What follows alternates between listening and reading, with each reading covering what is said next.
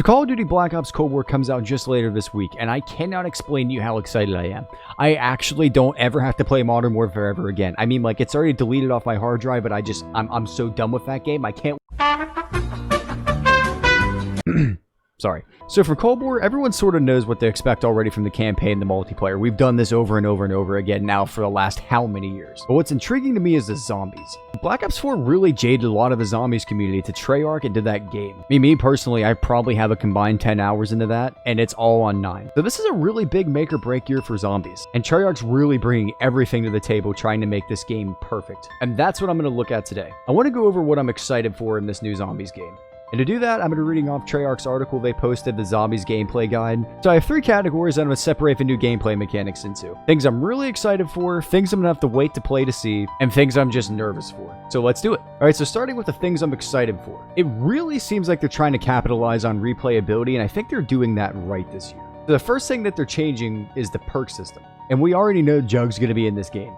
They got such backlash over taking it out that they actually put Jug in the trailer. So the perks that we know will be in the game so far is going to be Juggernog, Stamina Up, Quick Revive, Speed Cola, Deadshot, and this new Elemental Pop. Which this perk sounds cool. It gives you a small chance at a random elemental bullet. It kind of sounds like Double Pack in a way from Black Ops 3, but just implemented into a perk instead. Also, the machine looks super cool. But even bigger than just the perks is a new perk upgrade system. You're going to permanently upgrade perks through the year, and they will remain with those upgrades that you give them throughout the year. At least that's what I'm picking up on. So to do this, you have to collect these raw Ethereum crystals. I hope I said that right. I know someone will let me know if I didn't. So you're going to earn these by reaching round goals or by completing exfiltrations. So again, kind of sounds like they're just trying to add on that replayability. Going to high rounds has a bit more reward. It's kind of like when you're grinding Black Ops 3 for Liquid Divinium. And also in some of the examples that they gave, the perk upgrades seem like they're going to be useful. They're not going to be overpowered. It's almost like pro perks, actually, now that I think about it, from multiplayer. Like Modern Warfare 2 pro perks. It sounds like what they're doing, but in zombies. And I'm all for that. And also with the perk system, it says they're going to be adding more perks throughout the year. So we're not going to get everything right at launch, and I'm down with that. Because at the end of the day, we will have a full game by the end of this game cycle. So it's going to give us more things to look forward to, give us more of a reason to come back. I think they're doing a good job with the perk system this year. The next up on the list is field upgrades. These field upgrades look better than the ones we got in Black Ops 4, where you could just whip out a hammer or a sword or something just ridiculously overpowered. Like the fire ring. That sounds cool. I already know when me and my friends get bored, we're going to throw one of those on the ground and just survive in it and just fight off like around 30, 40, you know, just like, oh, we have to go to bed, or hey, we have to go now. But we don't just want to quit. Maybe we'll throw down a fire ring and see how long we can survive. Like things like that, I'm all for. These seem like they're going to add to the gameplay and not be too much. Like my favorite word when it comes to video games, it doesn't seem like they're just going to be a gimmick. I think the healing beam is going to be really useful, and the ether shroud sounds super cool. It also seems like it's going to be implemented really well. Like the ether shroud is one that really caught my attention. So you're going to phase into the dark ether for 5 seconds, becoming hidden from enemy detection. That's just kind of a more lore-friendly and well-implemented way of replacing gobblegums. Like in plain sight. It's literally in plain sight, but instead of being a gobblegum that you get from a machine, it's something you could just bring with you. It makes more sense for the gameplay. Because gobblegums had some really cool ideas, but they are overpowered. Most of them were pay to win. Up next is looting and crafting. Killing zombies drops things like lethals, tacticals, salvage, and armor. It kind of gives you more of a reason to play farther in the games, which again, I'm going to hammer on over and over again. Seems like they're really trying to do. The replayability of this game is going to be like one of its biggest draws, I think. It just seems like they want to give us more and more and more reasons to keep killing zombies for longer. So up next is the things I'm going to have to play to know if I like. Scorestreaks. I don't know how well this is going to fit in. It's always been a multiplayer thing, and don't get me wrong, I'm not against them, but I just hope they fit into the sandbox well.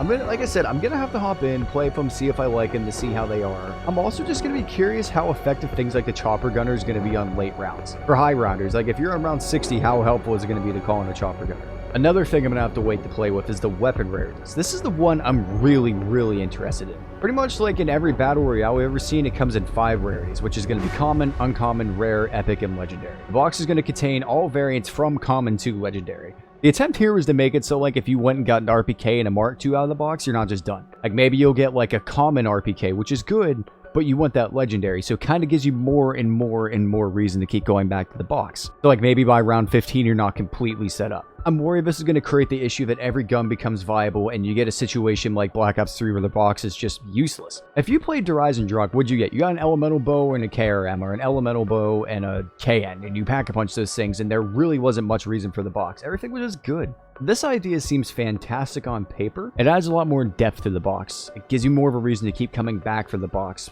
Upgrading weapons sounds fun. You can upgrade your starting pistol or whatever you bring in with your loadout all the way up to a legendary, so again, every gun will be useful. That's good because you can play with any gun you want, but you don't want every gun to feel stale because there's not really one that separates themselves from the others. You have to have overpowered guns still.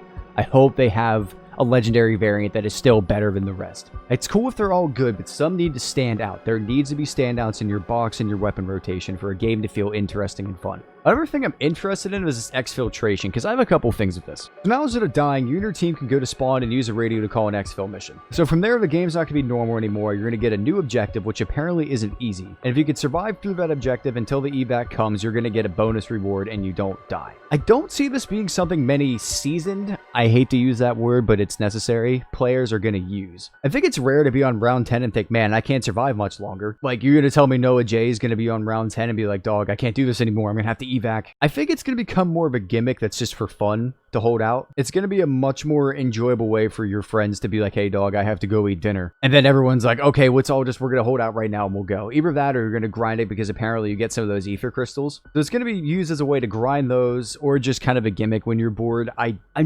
kind of questioning its practicality a little bit. I'm not against it in the slightest. I just don't know how much it will be used and how necessary it's going to be.